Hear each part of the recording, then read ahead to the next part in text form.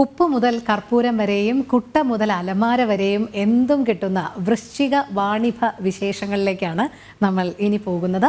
മധ്യ തിരുവിതാംകൂറിലെ ഏറ്റവും വലിയ വ്യാപാര വിപണന മേളയാണ് പത്തനംതിട്ടയിലെ തെളിയൂർക്കാവ് വൃശ്ചിക വാണിഭം. ഒരു നാടിന്റെ പ്രാചീന സാംസ്കാരിക പൈതൃകം അതേപടി നിലനിർത്തി പോരുന്ന വൃശ്ചിക വാണിഭ കാഴ്ചകളിലേക്ക്.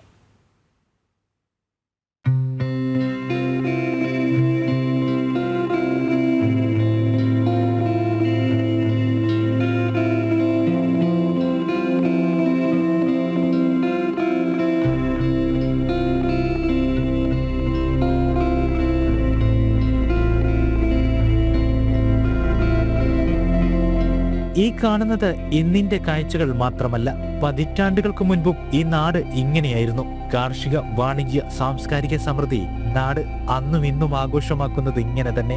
ക്ഷേത്രപ്രവേശന വിളംബരത്തിന് മുമ്പ് ആരംഭിച്ച ആചാരം മേളയായി പരിണമിച്ച് തെള്ളിയൂർക്കാവ് ഭഗവതി ക്ഷേത്ര പരിസരത്ത് ഇന്നും തുടർന്നു പോരുന്നു.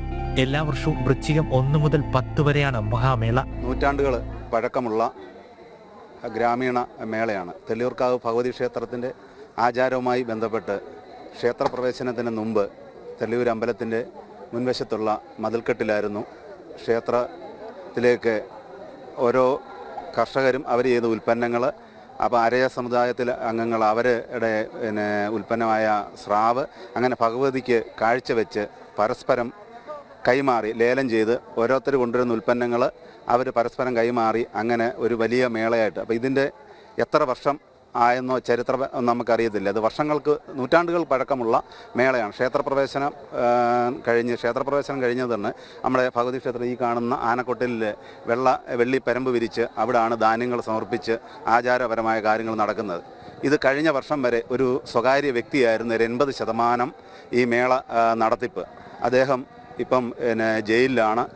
ഇവിടെ PRD ഫൈനാൻസ്, GNG ഫൈനാൻസ് എന്ന് പറഞ്ഞ ഒരു സ്ഥാപനം നടത്തി അദ്ദേഹം ഈ നാട്ടിലെ ജനങ്ങളെ മറ്റും പറ്റിച്ച് ആ കുടുംബം ഇപ്പം ജയിലിലാണ്.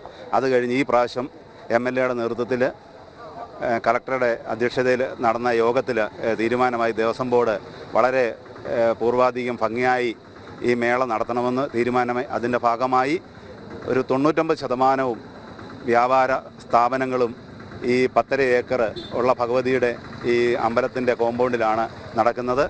വൃശ്ചിക വാണിഭത്തിൽ കിട്ടാത്തതായി ഒന്നുമില്ല. പറ, നാഴി, മൺപാത്രങ്ങൾ എന്നു തുടങ്ങി ഇരുമ്പ്, ഉരുക്ക്, പണിയായുധങ്ങൾ വരെ ഇവിടെയുണ്ട്. നാടൻ ഭക്ഷണ വിഭവങ്ങൾ, ഫർണിച്ചറുകൾ എന്ന് വേണ്ട പറഞ്ഞാൽ തീരാത്തത്ര സാധന സാമഗ്രികൾ. ഉണക്ക സ്രാവാണ് വൃശ്ചിക വാണിഭത്തിലെ പ്രധാന വിൽപ്പന ഇനം. ഇവിടെ ഏറ്റവും കൂടുതൽ ആവശ്യക്കാർ പാൽ സ്രാവാണ്. ഏറ്റവും കൂടുതൽ ഉപഭോക്താക്കൾ ഇവിടെ വരുന്നത്. ഏറ്റവും നല്ല സ്രാവ് വെള്ള സ്രാവാണ്, അതായത് പാൽ സ്രാവ് എന്ന് പറയും. സ്രാവിൽ ഏകദേശം ഒരു 12 ഇനത്തോളം ഉണ്ട്. അതായത് ഏറ്റവും കൂടുതൽ ഇവിടെ വിറ്റിരിക്കുന്ന പാൽ സ്രാവും അതുപോലെ തന്നെയാണെങ്കിൽ കൊമ്പൻ സ്രാവുമാണ്. അപ്പോഴത്തേക്ക് ഈ 2 എണ്ണത്തിനും വേണ്ടി ഇഷ്ടംപോലെ ഗുണഭോക്താക്കൾ ഇവിടെ എത്താറുണ്ട്. വരും വർഷങ്ങളിൽ വൃശ്ചിക വാണിഭം വിപുലമാക്കുമെന്ന സ്ഥലം MLA ഇവിടെയുള്ള എല്ലാവരുമായും ആലോചിച്ച്, ക്ഷേത്ര ഉപദേശക സമിതിയുമായും നാട്ടുകാരുമായും എല്ലാം ആലോചിച്ച് ജില്ലാ ഭരണകൂടത്തിൻ്റെ തന്നെ ഒരു മുൻകൈ ഇക്കാര്യത്തിൽ കൊണ്ടുവരാൻ കഴിഞ്ഞു. കളക്ടറുടെ നേതൃത്വത്തിൽ ഇതാദ്യമായി ജില്ലയിലെ എല്ലാ ഉയർന്ന ഉദ്യോഗസ്ഥരെയും ഒരുമിച്ച് അണിനിരത്തി യോഗങ്ങൾ ജില്ലാതലത്തിൽ ചേർന്നു, പ്രാദേശികമായി ചേർന്നു. ദേവസ്വം ബോർഡിൻ്റെ വലിയ ചുമതല ഇക്കാര്യത്തിൽ കൊണ്ടുവന്നു. കാര്യങ്ങൾ ക്രമപ്പെടുത്താൻ കഴിഞ്ഞു. ഈ വർഷത്തെ അനുഭവങ്ങൾ കൂടി വെച്ചുകൊണ്ട് വരും വർഷം തെള്ളിയൂർ വൃശ്ചിക വാണിഭം ഒരു വലിയ തരത്തിലുള്ള, കേരളമാകെ ശ്രദ്ധിക്കുന്ന തരത്തിലുള്ള ഒരു വലിയ ഉത്സവമാക്കി, ഒരേ സമയം ഇതിൻ്റെ വാണിഭം എന്ന പേരിൽ അർത്ഥവത്തായിട്ടുള്ള ഇതിനിവിടെയുള്ള വിപണിയുടെ ഒരു സാന്നിധ്യം അത് കൂടുതൽ മഹനീയമാക്കുക എന്നുള്ളതും വിപുലമാക്കുക എന്നുള്ളതും പുതുതലമുറയ്ക്ക് കൗതുക കാഴ്ചകൾ സമ്മാനിക്കുന്നുണ്ട് ഇവിടെ പലതും. പാരമ്പര്യ പ്രൗഢി തലമുറകളിൽ നിന്നും തലമുറകളിലേക്ക് കൈമാറുന്ന അപൂർവ കാഴ്ച. ഒരു വർഷത്തെ നാട്ടാരുടെ കാത്തിരിപ്പ്, ഒരുക്കങ്ങൾ, തയ്യാറെടുപ്പുകൾ, അതെല്ലാമാണ് ഓരോ തവണത്തെയും വൃശ്ചിക വാണിഭം.